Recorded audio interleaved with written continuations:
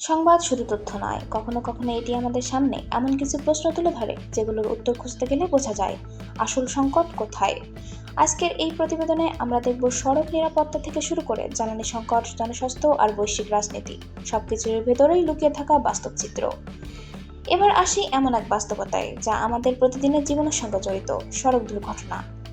পরিসংখ্যান বলছে দেশে প্রতি বছর 5,000-এর বেশি মানুষ সড়ক দুর্ঘটনায় প্রাণ হারাচ্ছেন। শুধু ঈদকে ঘিরেই কয়েকদিনে শত শত প্রাণহানির ঘটনা ঘটেছে। প্রশ্ন হলো, এটা কি শুধুই দুর্ঘটনা, নাকি এটি একটি কাঠামোগত ব্যর্থতা? বিশেষজ্ঞরা বলছেন মূল সমস্যা নিয়ন্ত্রণহীনতা, মেয়াদ উত্তীর্ণ যানবাহন, দুর্বল তদারকি, এমনকি প্রয়োগ না হওয়া আইন, সব মিলিয়েই পরিস্থিতি জটিল। সিদ্ধান্ত নিলেও বিভিন্ন স্বার্থগোষ্ঠীর চাপে তা বাস্তবায়ন হয় না, ফলে দুর্ঘটনা যেন একটি পুনরাবৃত্ত বাস্তবতা হয়ে দাঁড়িয়েছে। দীর্ঘমেয়াদী পরিকল্পনা এবং কঠোর বাস্তবায়ন ছাড়া এই চক্র ভাঙা কঠিন। এখন জ্বালানি খাতে আসা যাক। সরকার বলছে সংকট নেই, কিন্তু বাস্তবে পেট্রোল পাম্পে দীর্ঘ লাইন, অনেক পাম্প বন্ধ, আর গ্রাহকদের ভোগান্তি এই চিত্র অন্য কথা বলছে। সরবরাহ চাহিদার তুলনায় কম হওয়ায় একটি অঘোষিত সংকট তৈরি হয়েছে।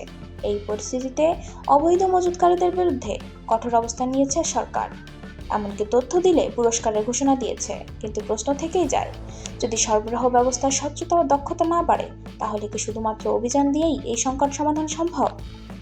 জনস্বাস্থ্যের ক্ষেত্রেও উদ্বেগ বাড়ছে। হামের প্রাদুর্ভাব বেড়ে যাওয়ায় ইতিমধ্যে বহু শিশুর মৃত্যু হয়েছে, অথচ কয়েক বছর আগেও এই রোগ প্রায় নিয়ন্ত্রণে ছিল। মূল কারণ হিসেবে উঠে এসেছে টিকার ঘাটতি। সরকার 604 কোটি টাকা বরাদ্দ দিয়ে জরুরি ভিত্তিতে টিকা আমদানির উদ্যোগ নিয়েছে। পরিকল্পনা অনুযায়ী এপ্রিলের শুরুতেই টিকা এসে পৌঁছালে কর্মসূচি জোরদার করা হবে। তবে এখানে একটি বড় প্রশ্ন: প্রতিরোধমূলক ব্যবস্থা কেন আগে শক্তিশালী করা গেল না? স্বাস্থ্য খাতে পরিকল্পনা ধারাবাহিকতা না থাকলে এমন পরিস্থিতি আবারও তৈরি হতে পারে।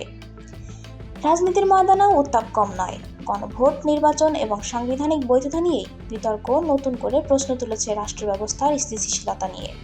আইনজীবীরা বলছেন, একটিকে বাদ দিয়ে অন্যটি টিকিয়ে রাখা সম্ভব নয়, সবকিছুই পরস্পর নির্ভরশীল। এবার আন্তর্জাতিক অঙ্গনে নজর দেই। মধ্যপ্রাচ্যের উত্তেজনা এখন বৈশ্বিক অর্থনীতিতে প্রভাব ফেলেছে। ইরানের জ্বালানি সম্পদের উপর নিয়ন্ত্রণ প্রতিষ্ঠার পরিকল্পনা নিয়ে এগোচ্ছেন মার্কিন প্রেসিডেন্ট ডোনাল্ড ট্রাম্প। এই উত্তেজনার সরাসরি প্রভাব পড়েছে তেলের বাজারে। ব্যারেল প্রতি $115 ছাড়িয়ে গেছে। ফলে বিশ্বজুড়ে জ্বালানি নির্ভর অর্থনীতিগুলো নতুন করে চাপের মুখে পড়তে পারে। মধ্যপ্রাচ্যে উত্তেজনা নতুন মাত্রা পেয়েছে। যুক্তরাষ্ট্রের প্রেসিডেন্ট ডোনাল্ড ট্রাম্প ইরানের তেল সম্পদের উপর নিয়ন্ত্রণ নেওয়ার ইঙ্গিত দিয়েছেন। এমনকি কৌশলগতভাবে গুরুত্বপূর্ণ খার্গ আইল্যান্ড দখলের পরিকল্পনার কথাও সামনে এসেছে।